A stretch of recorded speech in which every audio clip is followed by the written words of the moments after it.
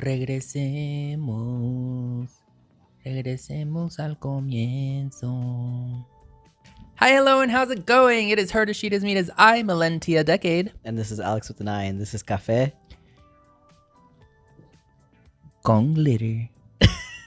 Hey everyone, welcome to another episode of Café con Glitter. We just want to say thank you so much to everyone who's been sharing, who's been liking, who's been supporting our podcast. It means a lot, and for me personally, it means a lot to know that people are resonating with our stories or relating to them or enjoying the listen. It's one of the most gratifying things I've done in my drag existence, actually. Yeah, thank you so much for sharing our video, commenting on it. We love to see that, and just providing some of those positive insights and letting us know how everything's going. So we just want to say thank you. Heart emoji. How have you been? I've been Ooh. cut. Just kidding. I'm okay, doing live. Yeah, so today I was telling Alix, our subject is gonna be mental health, because I was not having a great week. I don't know where it just hit me, but well, that's what we're gonna talk about today. Okay. How's your mental health today? It's going great. You liar. That's not what you said 5 minutes ago. I've been telling myself that anytime somebody asks me, I'm going to say it's great. Why? Because I'm trying to manifest. No, my mental health, I've also been struggling a little bit. I actually started medication not too long ago, like that's right, like anxiety medication, anxiety and depression. Well, I think it's one pill that hits both of them, but I have been struggling. I was struggling a lot last year. I think it was like September. And I was like, I think it's time for me to talk to my doctor and see if I can get on medication. Just because I've been going to therapy since I was 10 years old. And I thought it was time. They've been telling me to try medication, that it's going to help my anxiety and things like that. Because I think I have like very high functioning anxiety and depression, because I don't let it stop me from like my day-to-day stuff, but I feel like shit. When did you realize that the anxiety that you were functioning with was not normal? I didn't know it was not normal. You thought everybody was on edge all the time. Yeah. I was like, this is great. I'm feeling great. No, I thought, I didn't know it wasn't normal. I thought I just lived like that for so long. I think I was always, it became like, your normal. Yeah, I was always like on high alert, but it was like internal, because even you say like I couldn't tell, so it was always like super internal, and I never really like, I didn't really show it, but there was little times where I did have like panic attacks. I think I've had like two of them, but anxious and being nervous like all the time, for sure. I think it doesn't help that your demeanor is very calm. You come off as very calm, collected. Yeah, like anybody that talks to you, I feel like they feel like a calm energy from you.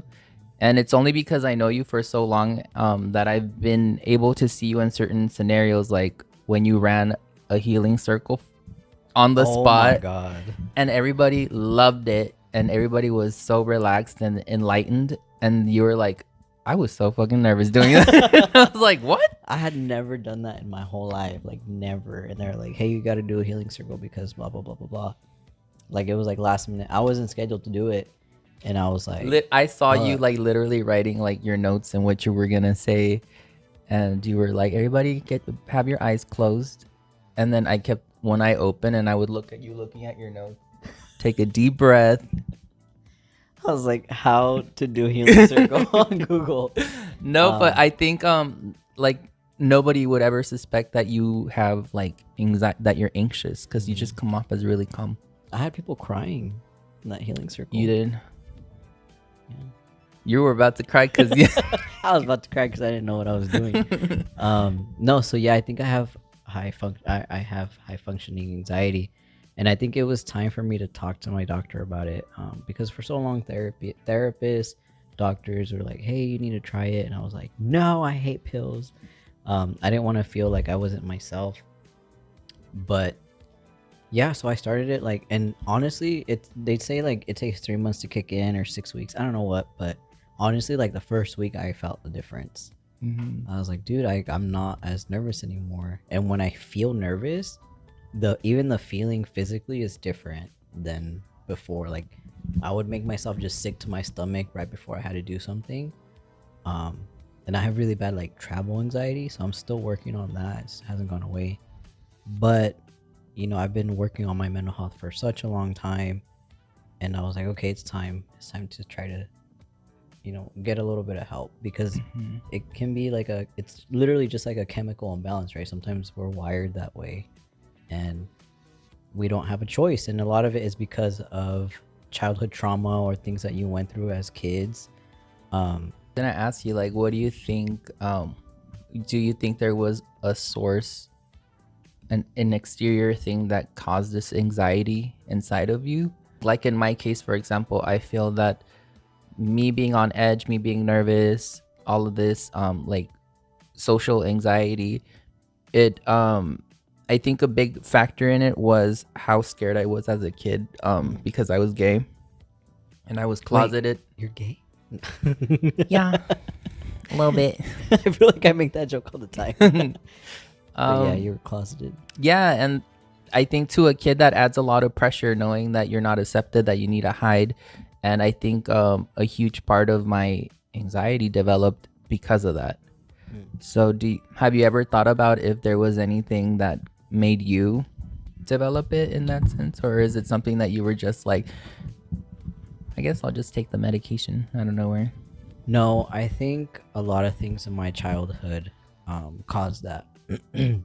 Just being uncertain of what the day was gonna be, or like uncertain if like my mom was gonna be mad, or uncertain of like if I'm doing something wrong, or just being like on edge. I think that contributed to it. And just kind of like they have like this score that they have you fill out, right, called like the ACEs score, and they have you fill that out, and it tells you basically like how likely you are to have Be a serial killer.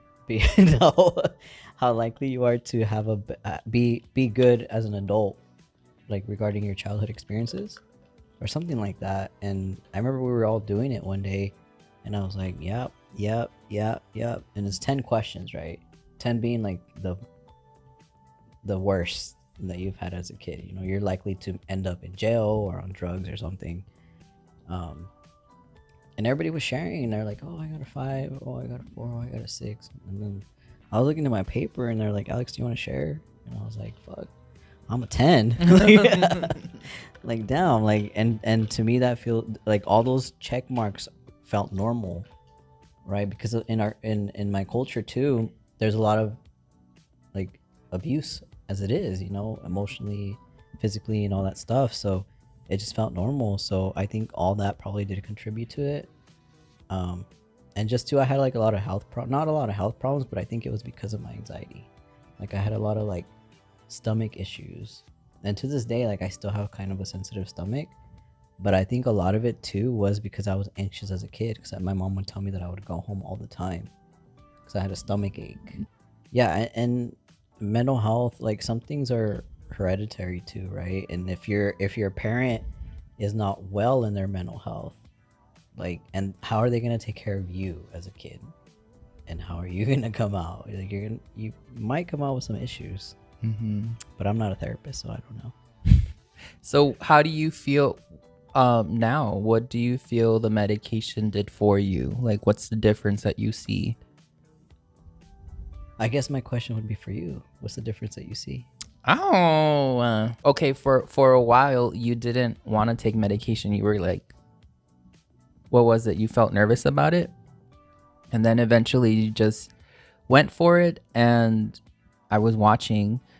And yeah, I remember that you had a lot of energy, and you just started changing light bulbs. You just kept jumping from one thing to another. And I was like, that's the most like active I've seen Alex. Like, not that you're always doing something, but I saw you kind of like, you had a little spark to you. And then I remember that when I started to notice that you were smiling more, that you were laughing more. And I think that's part of the thing, that sometimes when we meet someone as they are and we don't realize that something may be off, and then once they take their medication or they get help or whatever it is they need, you realize like, oh shit, like, you know, something was off. And with you, I just like how you're just a lot more joyful now. Yeah. Look at him. Yeah. Yeah. No, yeah, I think it really does take the edge off, like, not gonna lie, it does. And I'm on like the lowest medication. I have a question. What? Or a comment before I forget. No, I also remember that you used to always say that you had like a pit in your stomach.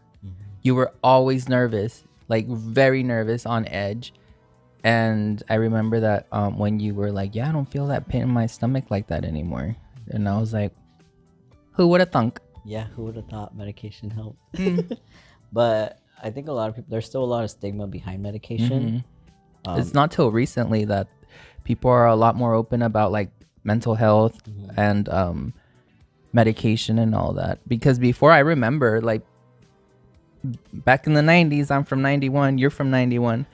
I remember that I had family who would be like, I'm not going to a psychiatrist, I'm not crazy. Yeah. I'm not going to a therapist, I'm not crazy.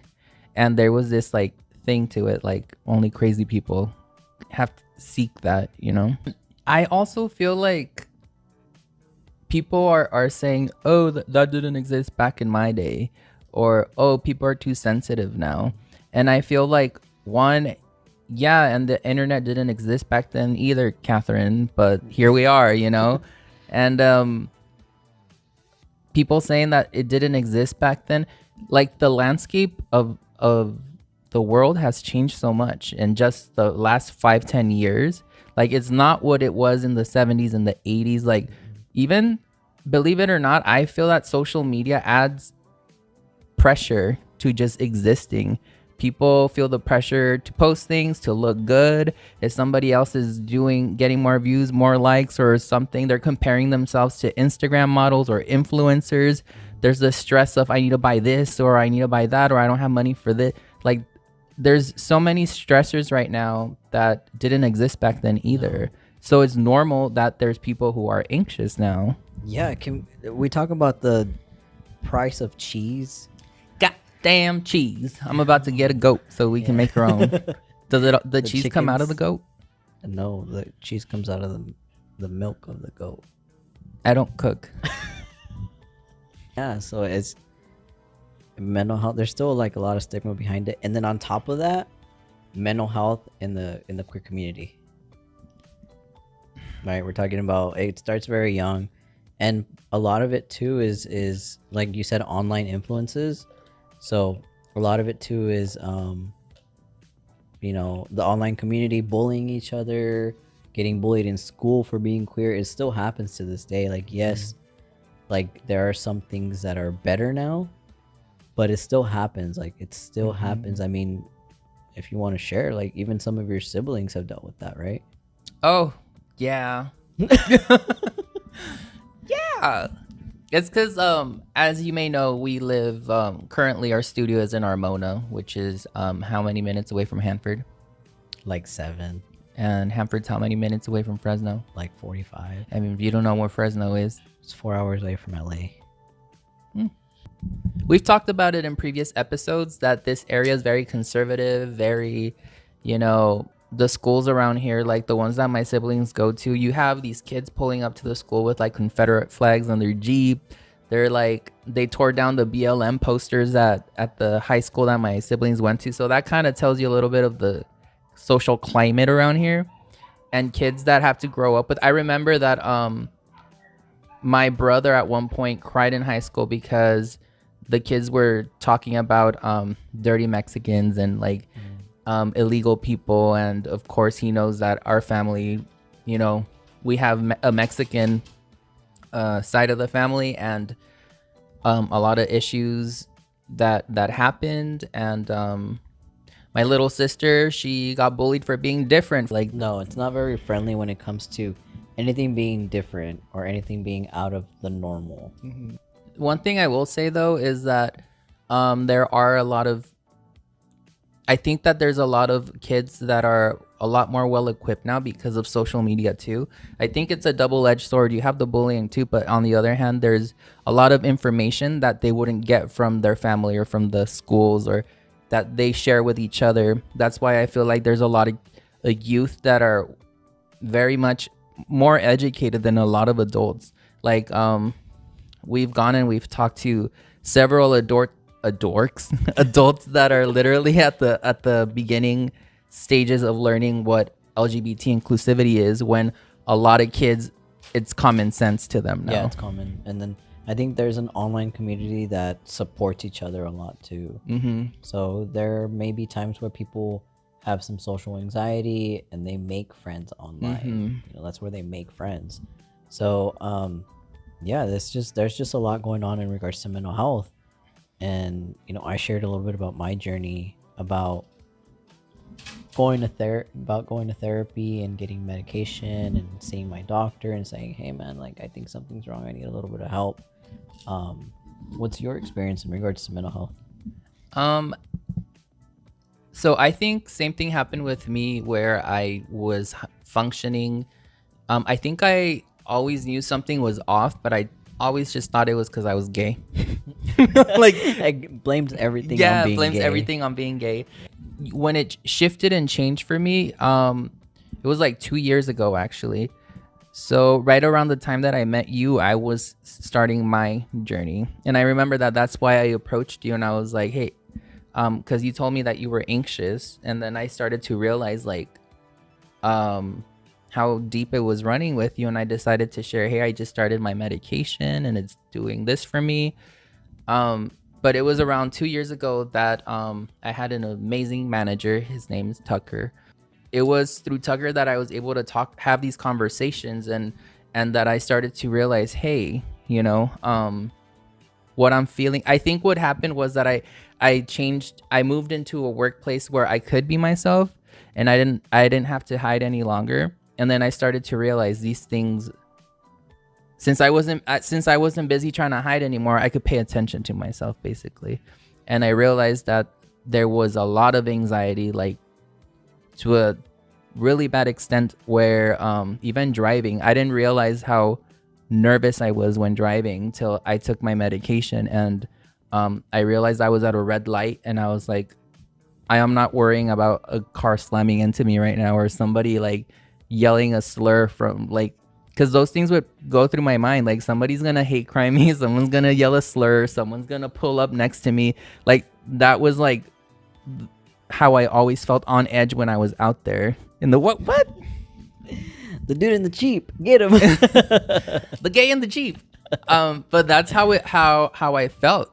And I remember feeling like that back in elementary school and high school too, when hiding. Don't talk and just blend in so that I don't get sniffed out by the streets and then bullied.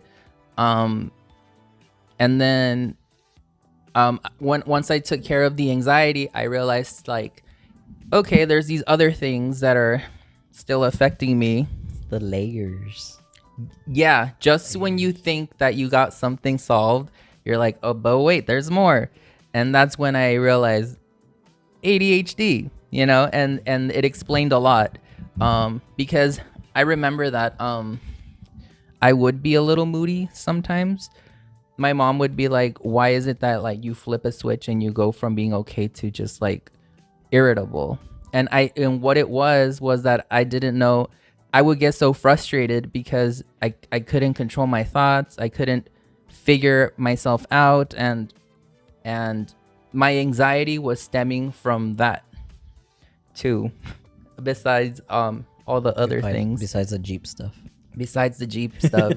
I thought I was gonna get Tupac in the streets. Yeah. Well, and then once I got that diagnosis, I was like, explain so many things about me. I'm not broken. I'm not this. I'm not that. It's just that I have ADHD. And that too, there's a lot of people that are like, oh, everybody's getting diagnosed with that. Like everybody thinks they have it.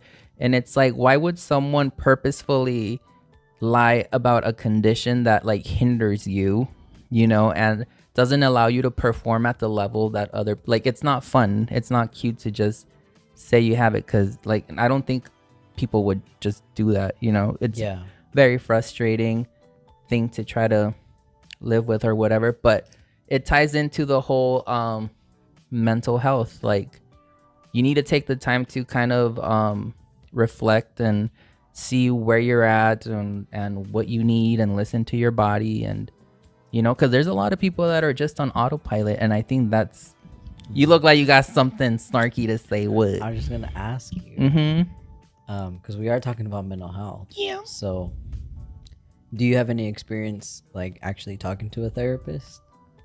This interview is done. Yeah. Like individual therapy? No, not individual. Dang, that's crazy. What is the reason?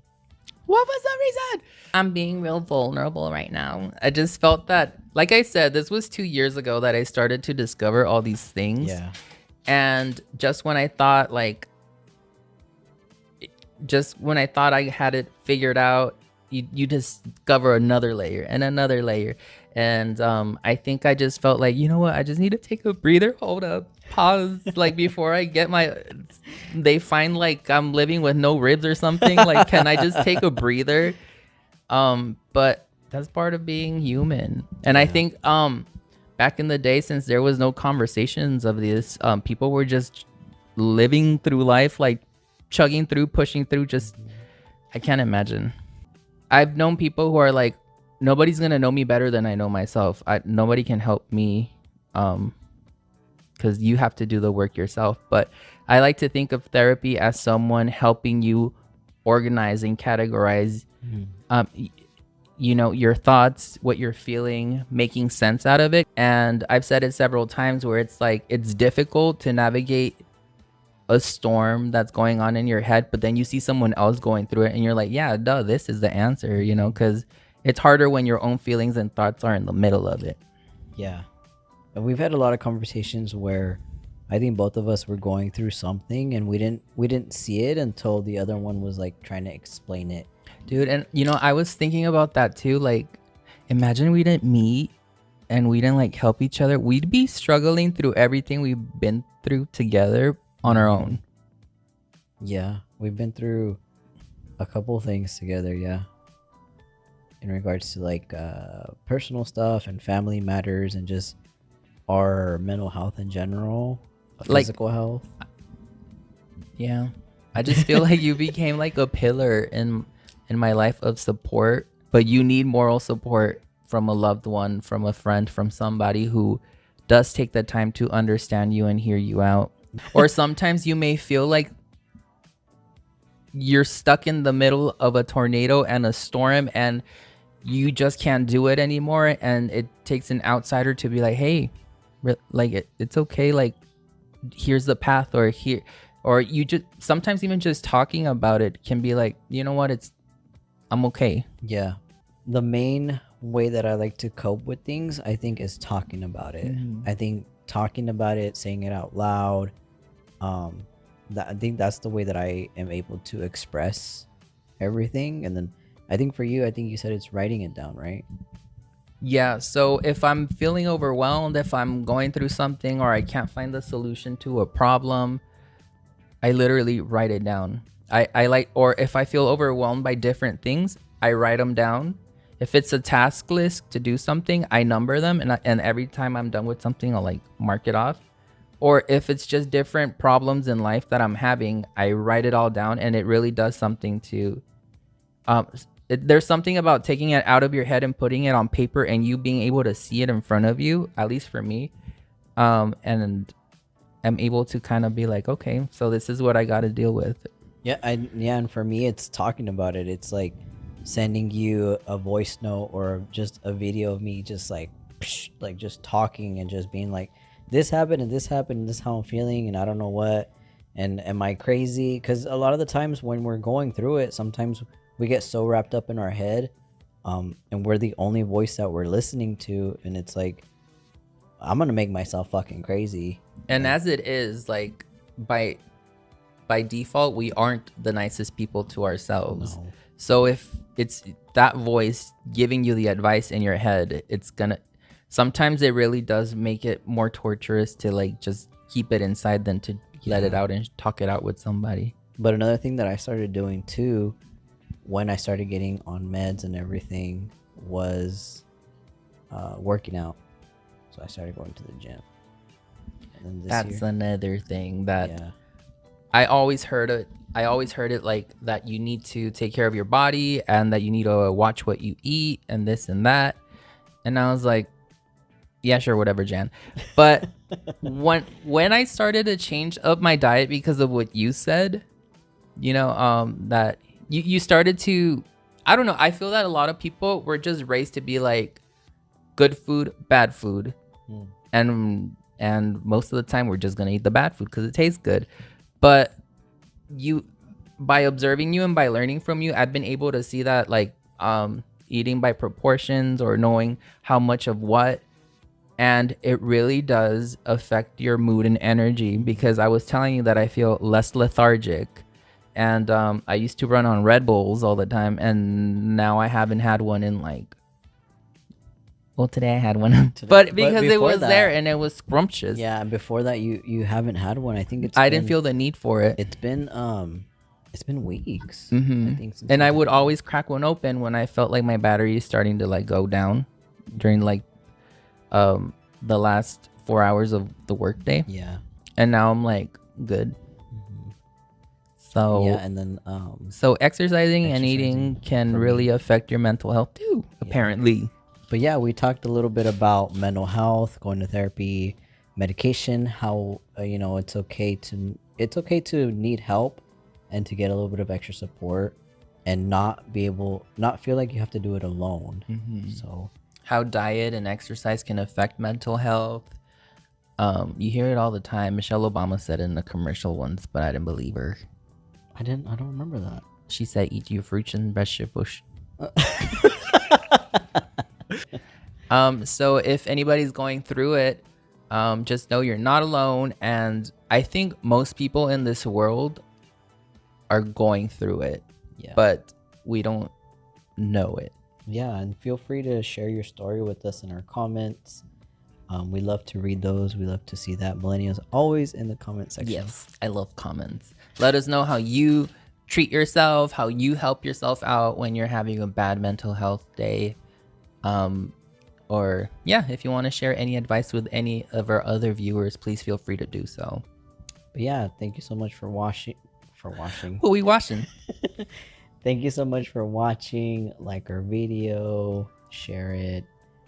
Subscribe to this channel, please. Thank you for stopping by today, and we hope you enjoyed today's episode. It was a little more chill. Yeah. But we'll catch you on the next one, right? Yep. We'll see you all soon. Bye. Let's go back to the